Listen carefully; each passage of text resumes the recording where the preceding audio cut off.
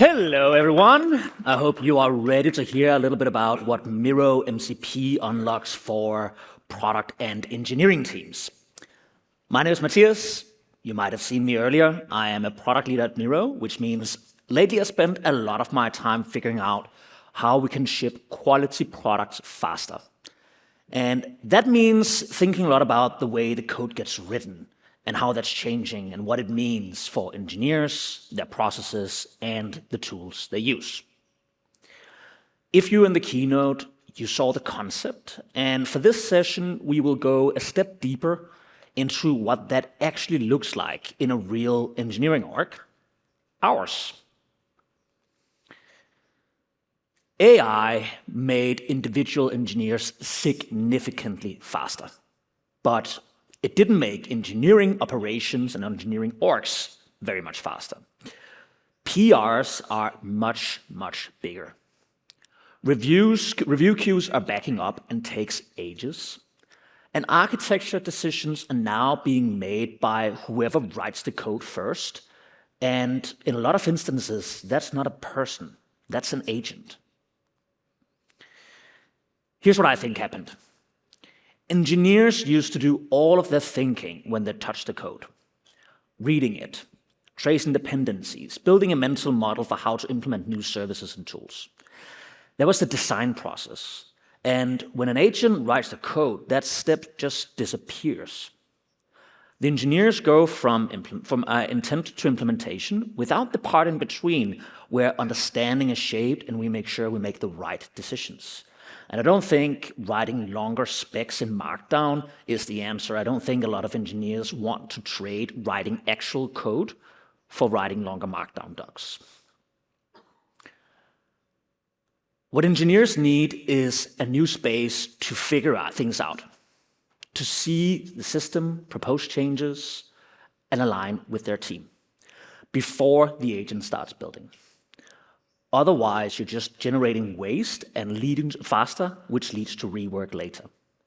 And that's what I want to show you today. I want to show you 3 things we've done at Miro with our own product on our own code base. And I'll be honest with you, not all of these things were caught in real time. Some of these were aha moments after the fact, where we said, hey, we should have done this differently. And now we're making sure we do that going forward. Either way, the learnings are the same. So the first demo I want to take you through is a demo where we focus on a problem that's evolving a lot. And that is, we have product context living in many different tools. Figma, Confluence, Jira, Claude, Codex, Miro, just to name a few.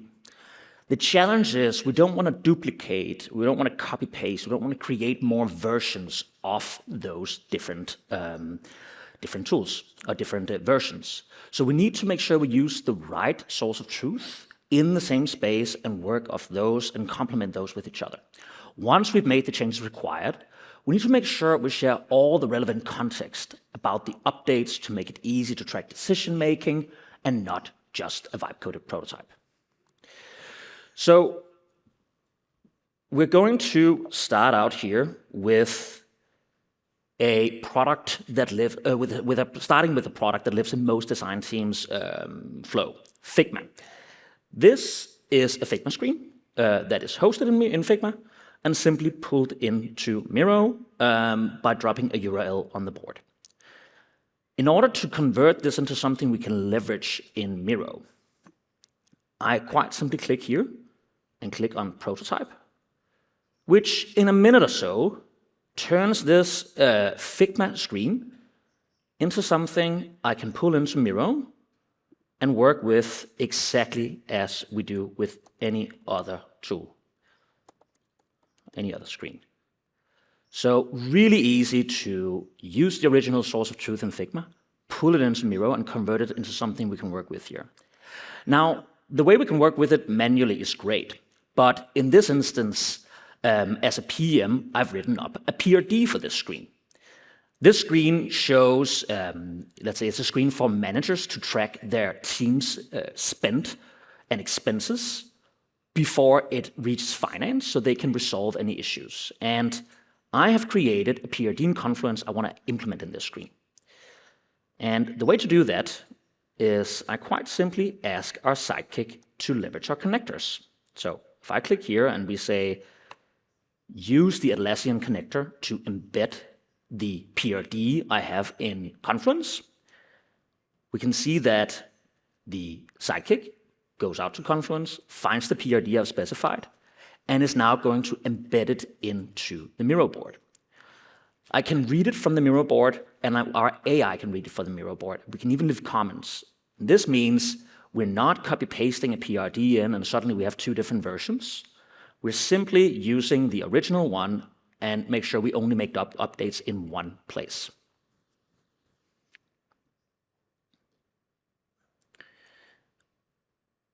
And that allows us to combine the content from Figma, combine the content from Confluence into one thing in Miro, leveraging our AI.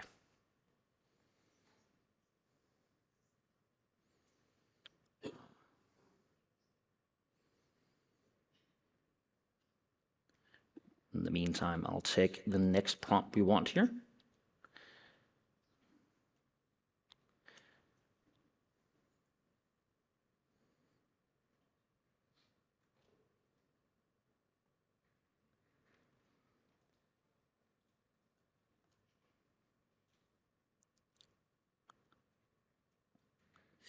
So while we're waiting for that, I can just show you what the PRD actually looks like. So as you can see here, this is the PRD from Confluence.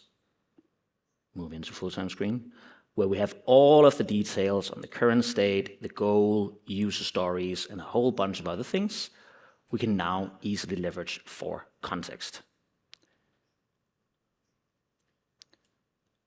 All right. We can move this up here.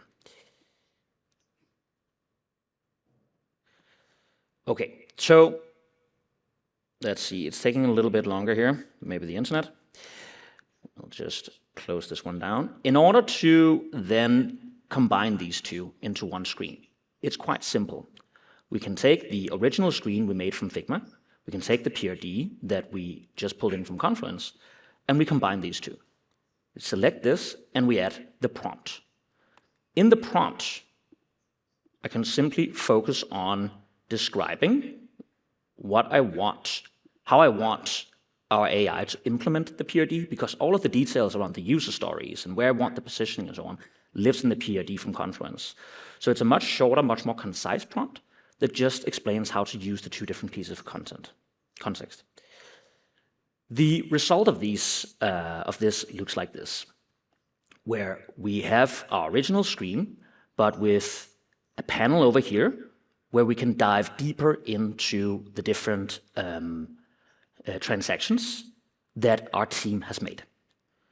So this is a really fast and simple way of bringing in context from Figma, bringing in context from Confluence, and combine those two into a markup we can show to the team. Once the team has then come in and reacted to it, left comments, and aligned on where we want to move, we can very simply close the loop and build the updated product. We simply grab the link, and we move over to whatever coding agent we're using, Claude, Codex, and we ask the coding agent to generate a pixel-perfect prototype of the Miro board. This is going to take 5 to 8 minutes, and the end result of that is something like this, where we have a fully interactive built application that has all of the interactions and behavior that we built out in Miro, which makes it really, really easy for us to move from a concept to actually having a working product live built with our code base in our coding agent. Okay, awesome. So let's jump back here.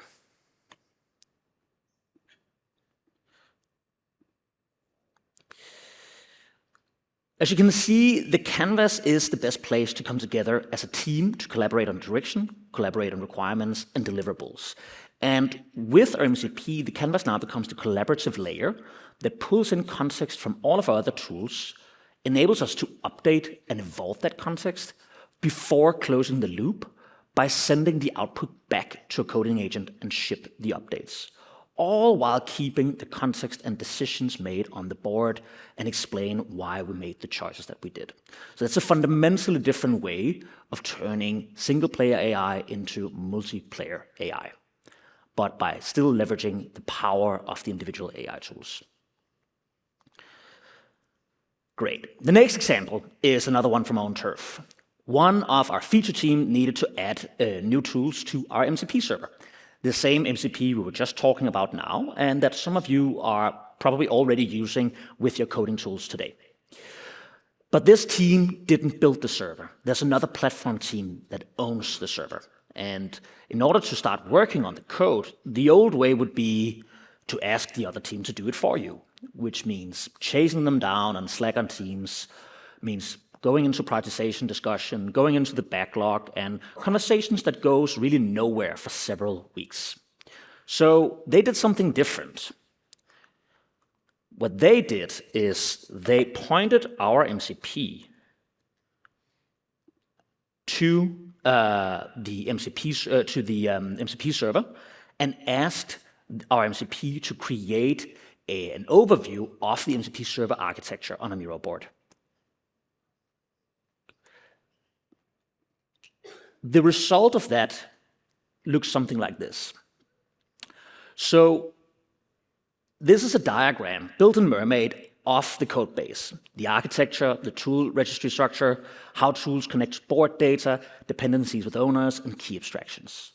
So this is onboarding that used to take several days of reading code, reading lines, chasing people, figure out what different things means, done in minutes. But this is not just a diagram.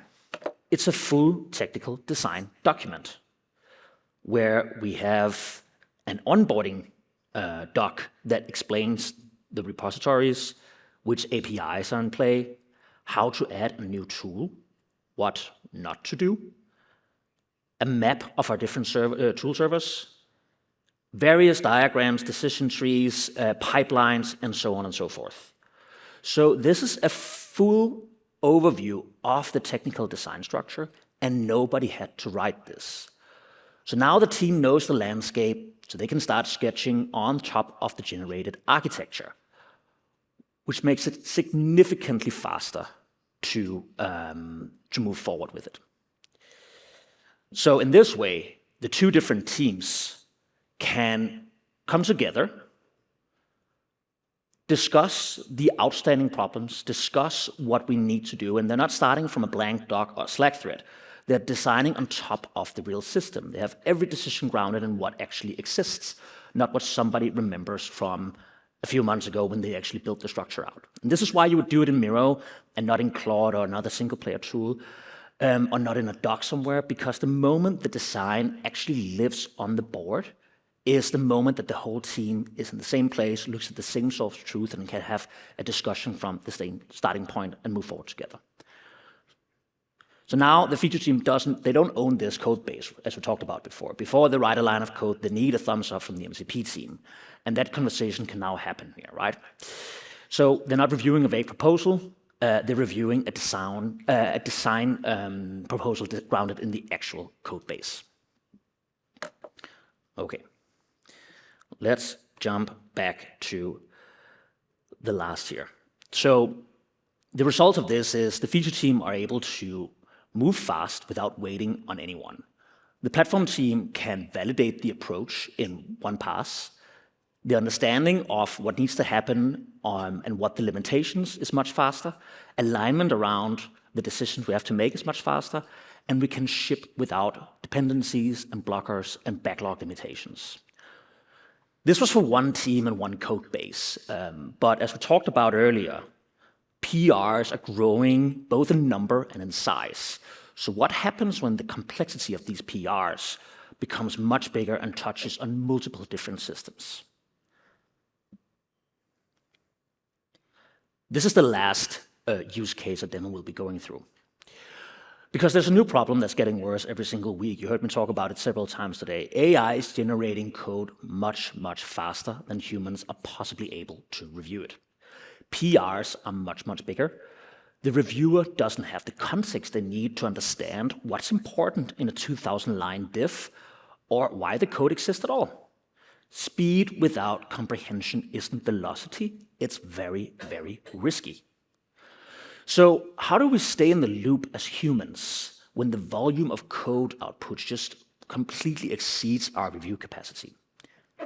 You use AI to make it visible where to look.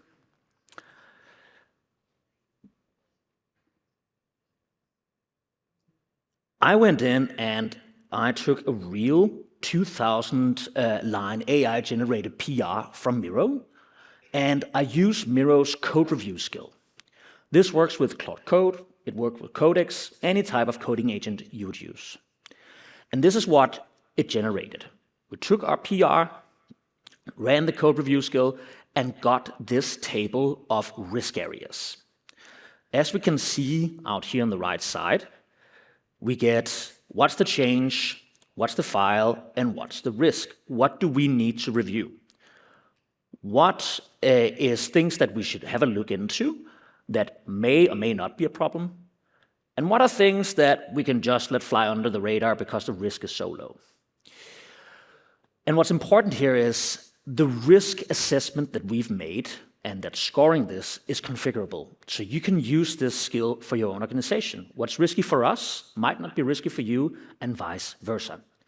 So this is incredibly flexible and configurable to exactly how you're working. And this is a full visual summary of what changed and what we need to do. But again, the skill doesn't just summarize, it helps us focus, right? So here we, again, as you can see, we get a whole lot of different things built out from this one skill from our PR. We get an overview of the code review. What are the key changes? High-risk areas, a little bit more in depth. A checklist for us as reviewers. Questions for the author, so we can go back to the author and say, can you clarify these different things for us? We get an architectural analysis. We get a security analysis. And we get an overview of the new architecture, what's proposed, what's being implemented where, to make it really visible for us where we need to spend our time.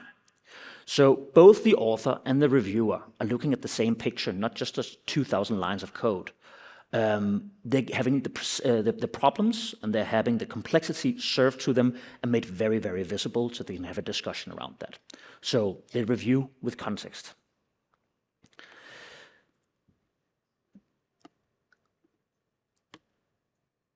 So the result is quite simply that our reviewers know what to focus on. They're not rubber stamping just because we need a human in the loop and we need somebody to press OK. They're making real calls on things that makes a difference.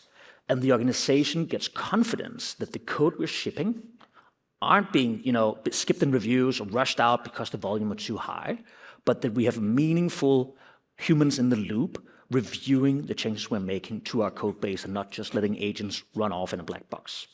So AI writes the code, but Miro helps human review it with focus and with confidence.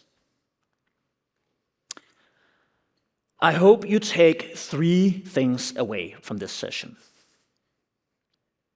The first is that the bottleneck shifted. AI made individual engineers so much faster, and the constraint is now shared context and alignment across different engineering teams. The second is that the demo you saw, as you've seen in the demo, Miro is the layer between teams and agents. Visualization and alignment in both directions. Code base to board, board back to agents in a bi-directional loop. Your team works visually and your agents work in Mermaid and in Markdown. Same surface that everybody can contribute to. And the third thing is that Miro is a platform, it's not just a tool. It's where code becomes shared understanding. So your team finally sees the same picture, and also your agent team can read it too. There's 2 things you can do today if this is something that resonates and you want to try out for your team or yourself. The first is simply to try it out. You can go to our demo stations, or if you have MCP enabled, you can quite simply ask your agent to map a service to a Miro board, and you'll have a working architecture view before your next stand-up. The second is to talk to your account team. If you want to run a POC or you want to do an AI transformation workshop, dig into what this looks like for your specific stack, they are here at the conference, and they're here to help you, and they really want to engage with you on this. You're, of course, also very welcome to come over and grab me later today, or follow up with me connect with me on LinkedIn or my email, and we can talk further. Awesome. So I hope this session has shown you a little bit more about how Miro MCP unlocks collaboration from across multiple different tools and allows you to pull in context from any tool that you have connected to Miro and work with those in a seamless way.